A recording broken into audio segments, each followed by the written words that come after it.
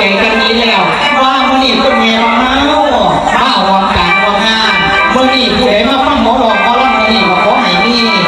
สุขภาพร่างกายแข็งแรงให้อยู่ดีมีแห้งเด้อแม่เด้อถ้ามันรับให้ได้เงินหมื่นถ้ามันเกินให้ได้เงินแสนเหรียญเมื่อใครให้ได้เงินล้านออกจากบ้านจะลงคุ้มเงินคุ้มคำท่านลงแล้วก็ไปหาหมอลำในเรื่องละลูกหนึ่งสาหมอลำก็อยากได้ขึ้นกันที่ได้หมอลำสิริพรคำว่าอันว่าโชคว่าลาภเพราะว่าเงินของใส่หมอลำก็อยากได้ขึ้นกันแต่ว่ากันมาหวานมากเดี๋ยวแล้วตัวมีแนวหน้าตอนมาฝากที่แต่เสียงหลอกเสียงร่ำเสียงปีกับเสียงแก่โอ้ยแม่เป็นยังไงเนาะเป็นนางฟังล่ำคือเป็นตำหันเป็นสอยบ่อยเป็นตำวันเนาะเนี่ยเนาะนะ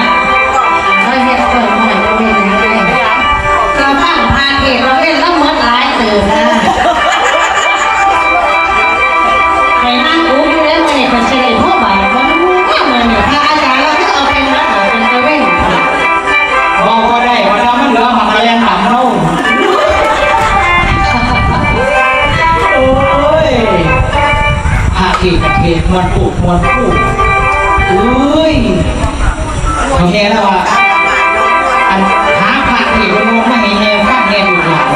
เพราะนั้นชีพ่อเราหนาทีนั่นที่เลยเราทำนาที่แล้วเขาจะไปหาเสียเขาบอกเลยเดี๋ยวฟังพาเกศแน่จะคืออะไรวะเอาหน้าเขาเลยบ่าคุยกันไปคุยกันมาไปคุยมาหาโมหาบัวผู้นั้นก็ว่าผู้อยู่หันนี้ผู้นี้ก็ว่าฝันเปลี่ยนกับมวลบุญกับมวลศรีสะเกษกับมวลสรุปแล้วมีกระบอกมวลมัดเพราะอย่างเพราะว่าช่วงนี้พักเป็นบริมีงานหลายขึ้นมาทำคือการเกษียณเนี่ยดีอยู่นี่คืองานเนี่ยมันโดนนี่หลายเลยเนี่ยแต่ว่าการเทศกาล13 เมษายนแบบนี้ดีมันได้อาจารย์เสียงเปรตเดี๋ยวขอถามของเราโซเมียเขาสอนอาจารย์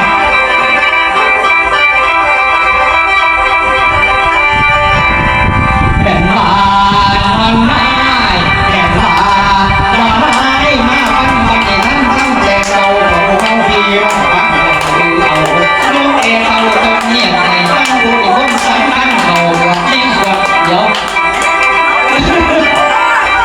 ไปพูดได้ก็สิบอกอย่างคุณไม่พูดผมก็รู้ว่า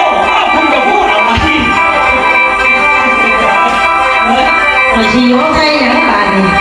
ไม่ใช่โยกให้ยัง